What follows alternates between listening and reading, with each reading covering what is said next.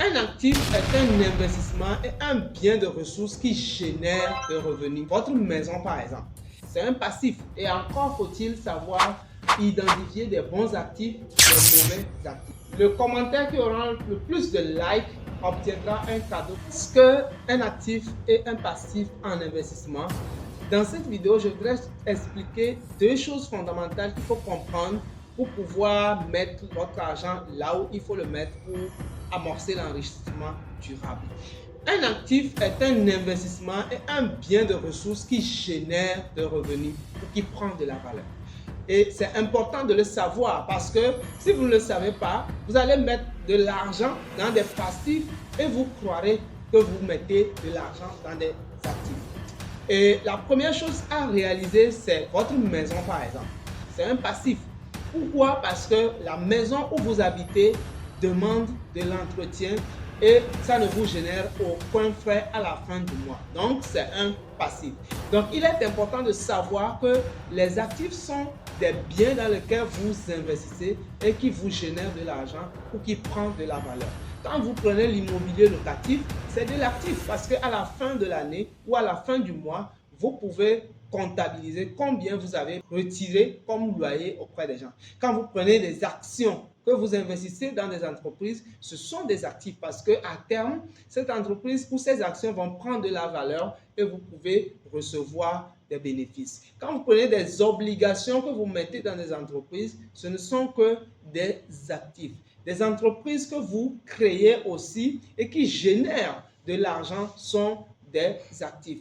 Aujourd'hui, les crypto-monnaies sont des actifs et aussi de l'or. L'or a été toujours l'actif de tous les temps et le demeure à tout le temps parce que quelles que soient les péripéties, l'or continue toujours par prendre de la valeur. Donc, il est important de savoir que tout ce dans quoi vous mettez de l'argent, vous investissez de l'argent et qui à terme prend de la valeur comme un terrain par exemple ou qui vous rapporte de l'argent comme de l'immobilier locatif par exemple constitue des actifs. Et encore faut-il savoir identifier des bons actifs, des mauvais actifs. Revenons maintenant aux passifs.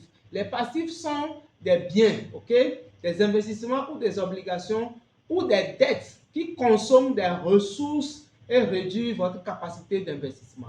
Tout simplement, quand vous prenez les emprunts hypothécaires, les crédits à la consommation, ce sont des passifs. C'est des frais que vous dégagez pour payer des frais que vous avez reçus avant et ça ne bouffe que des intérêts que vous devez gagner normalement.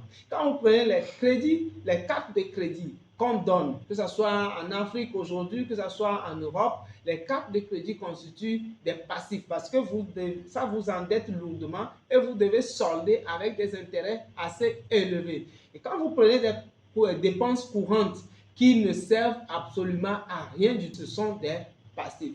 Et des dépenses non productives, des investissements dans des entreprises non productives sont aussi des passifs.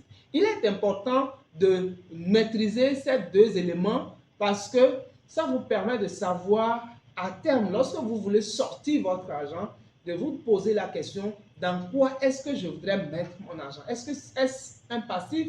Est-ce un actif? Quand vous gagnez de l'argent, n'allez pas, par exemple, si vous voulez prendre un moyen de déplacement, n'allez pas prendre une voiture qui coûte d'abord cher et ensuite dont l'entretien demande beaucoup d'argent.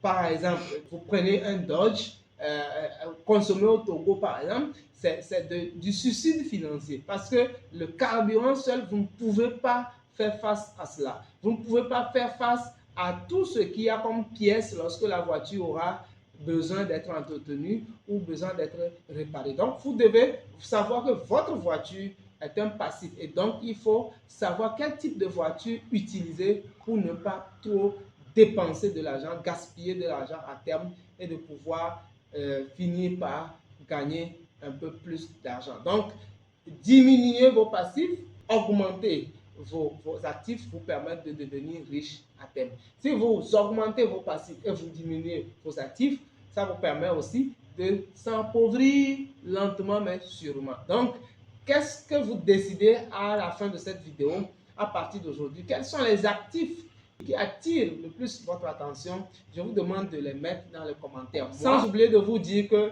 le commentaire qui aura le plus de likes obtiendra un cadeau que je vais annoncer dans la prochaine vidéo. On se dit à très bientôt.